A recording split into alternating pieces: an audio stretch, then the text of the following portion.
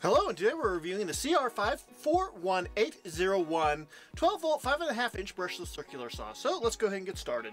Okay, first up we have the base. Now the base on this particular circular saw is a pretty standard design. It's made out of metal that has been painted black and is acceptable. It seems like the paint is of a fairly high quality, and I don't really have any major complaints there.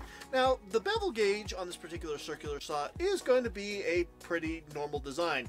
You can adjust the bevel up to 50 degrees, but unfortunately, since it is a 5.5-inch circular saw, you're going to lose quite a bit of cutting capacity at 50 degrees. So unless you're working with very thin material, it's just not going to be all that useful, and you can basically completely count out the ability to cut through a 2x4 at 45 degrees. So yeah, this just isn't going to be the best circular saw for people who like to be a little bit more creative in their cutting styles or what they're trying to make. So at the end of the day, no real complaints about the bevel gauge, and the knobs lock it into place very securely, so no complaints with the bevel gauge. Now with the depth guide in the rear of the circular saw, you can basically adjust the depth guide all the way up to the point where the circular saw is no longer touching whatever material you are cutting through, so there is quite a bit of room to work with here. Now the maximum cutting capacity on this particular circular saw is going to be 1 5/8 of an inch, which is going to allow you to do a standard cross cut at 90 degrees through a 2x4, but like I said earlier, you know, trying to do bevel cuts on 2x4 is going to be pretty much pointless, and so you're going to just have to save that for thinner materials as well, or plywood or OSB. So quite frankly, yeah, that's about the sum of that there. Now when it comes to all the other aspects of this particular base, there really isn't anything else that's super remarkable. You of course have your standard cutouts for your 0 degree as well as your 45 degree cutouts on the front of the circular saw, as well as the ability to put a rip fence on it. And they did include the knob for the rip fence, but unfortunately the rip fence itself was not included, and you will have to purchase that separately. So it's a fairly standard setup here, and there isn't really any ugly surprises. And the only changes I would really make would be to either A, change the base to aluminum, or B, paint the numbers white on top of the black paint. So with that being said, let's go ahead and move on. Okay, next up we have an LED light, which is good, I would normally say, but on this particular tool, it's kind of pointless. The LED light itself puts out quite a bit of light, but the problem is where it's located. It's basically located directly in front of the motor housing on the side of the tool, and will shine towards the blade, illuminating a very small section directly in front of the blade behind the front guard. It just really isn't in a useful location, and I just don't really find, well, this to be a very effective light. I think that if they had placed it somewhere else, it could have been a far better option, say maybe on the underneath side of the forward grip, where you could have it kind of shoot out in front of the tool and still kind of illuminate the side a little bit. But because of where it's located, it just doesn't really project any light forward, and there's only a little bit of light that reaches the area directly in front of the blade on the side. So quite frankly, I just don't find it to be a worthwhile light for really any reason. You really can't illuminate any of your work area. You really can't use it as a walking light when you're, well, working in a dark environment and you just need to go grab something. It just isn't really a decent option for really any purpose. So quite frankly, while I am usually glad that an LED light is included, on this particular tool it just wasn't well executed very well, and I just don't think that the location, it makes any sense whatsoever. So with that being said, let's go ahead and move on. Okay, next up we have the, well, blade change system. Now the blade change system on this particular circular saw is a fairly standard design. There is an onboard Allen wrench that is stored on the right side of the tool, and it is fairly easy to access. Once you have the Allen wrench, you will simply hold down the rotation lock button, which is located in between the top guard and the handle on the tool, and then you'll need to find one of the 4 different positions where you will be able to push the button down fully. Once you find one of those positions, then you will be easily able to, well, start to loosen the blade in order to swap the blade out. The blade itself is going to be a 5.5-inch circular saw blade, so just make sure that you buy the right size blade when it is time to replace the blade on this particular circular saw. The included blade with this particular circular saw is fairly good, and I don't really have any major complaints about it in operation thus far, as long as you're using it on clean wood without any sorts of nails. Circular saw blades and nails don't really mix all that well, so just keep that in mind.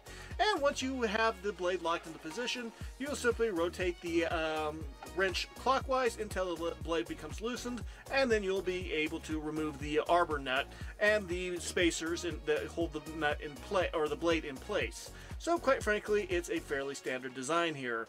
Just make sure you don't lose any of your components when changing the blade out, and you should be, well, perfectly fine.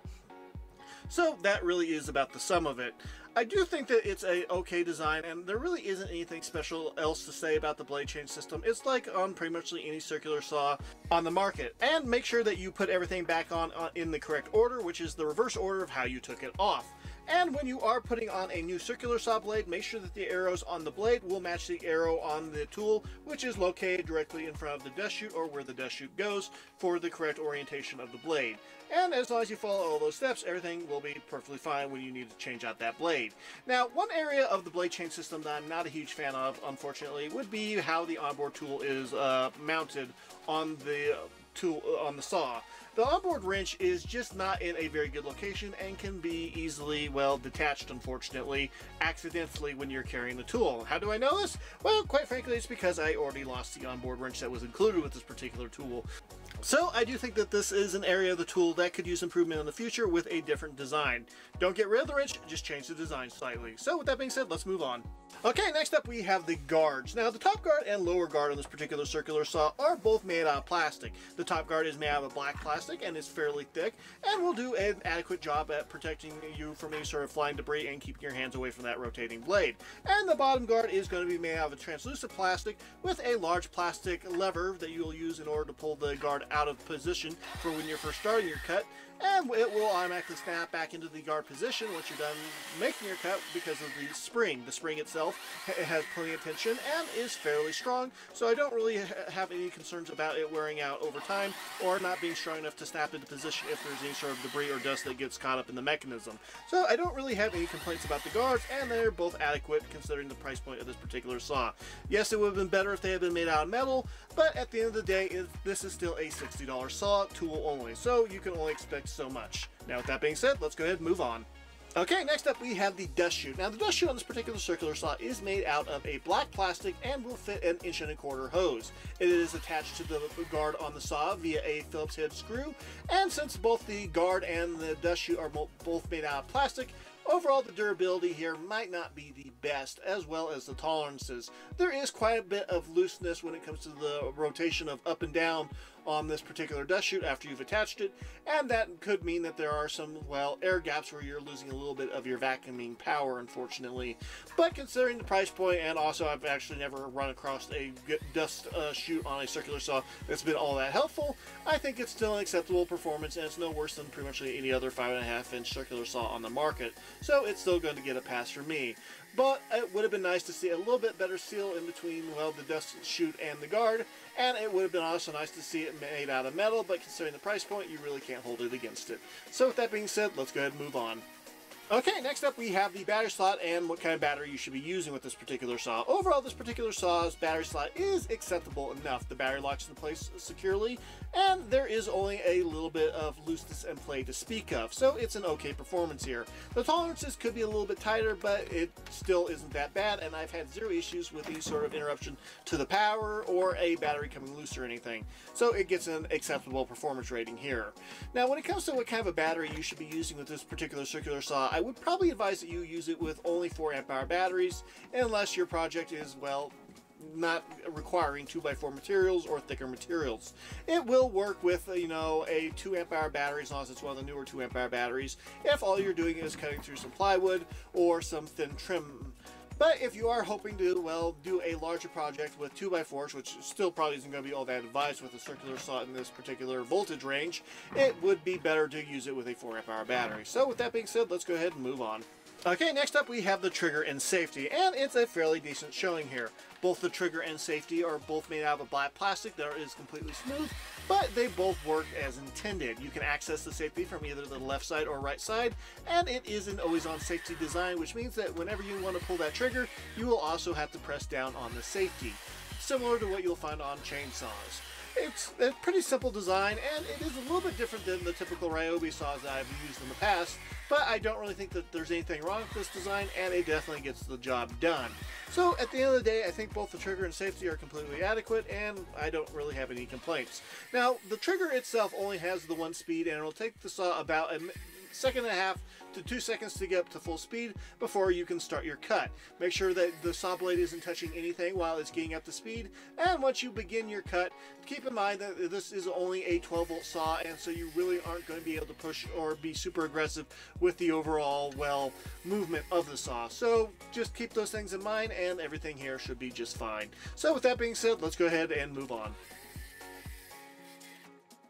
Okay, next up we have the grips. Now the grips on this particular circular saw are actually fairly decent. The forward grip has lots of rubberized texture that it completely basically goes all around the entire forward grip, and it is of a decent size. It is a little bit smaller than what you'll find on the Ryobi 5.5-inch circular saw, and I actually do like it being a little bit wider, but overall it's not too thick and it's still completely usable, so I don't really have any major complaints. If you have extra large hands, it might be a little bit small for you, but I think for the vast majority of people it's going to be just fine.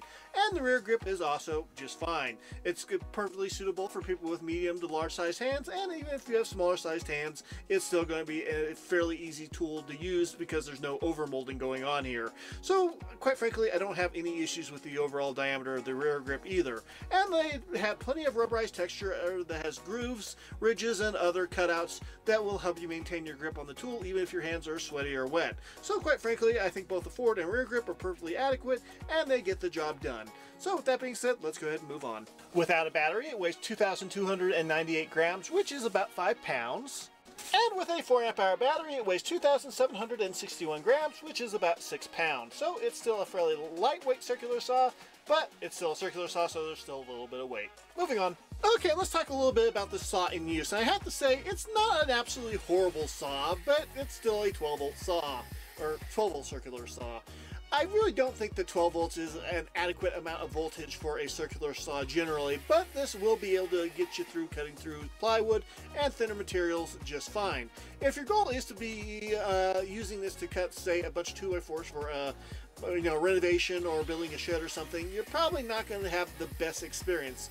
It will accomplish that goal eventually, but you're going to go through quite a few batteries and you're going to have to deal with quite a bit of aggravation of the blade stopping and having to restart your cuts because, well, this particular circular saw just doesn't provide a whole lot of power or torque in order to keep that blade spinning even with the light pinches on the blade.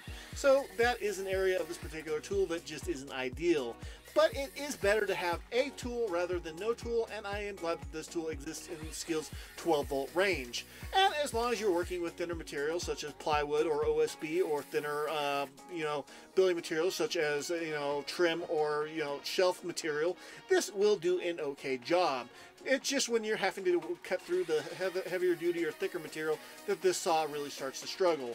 And I would definitely recommend using it with 4-amp-hour batteries and not 2-amp-hour batteries for the best overall experience with this particular saw. In the future, I hope that Skil ends up releasing a larger 6 or 8-amp-hour battery, but the whole battery situation is something else that Skil needs to contend with. But we'll talk more about that in the pros and cons section. But as it stands, the saw isn't an absolutely horrible experience. It just isn't going to be nearly as nice of an experience as a 20-volt or 18-volt saw. So just keep that in mind when you are considering what tool system to, well, buy into. But with that being said, let's recap with the pros and cons. And the first pro would be small. This is a fairly compact circular saw, which means it can be very handy in certain situations. So in my opinion, this is a pro.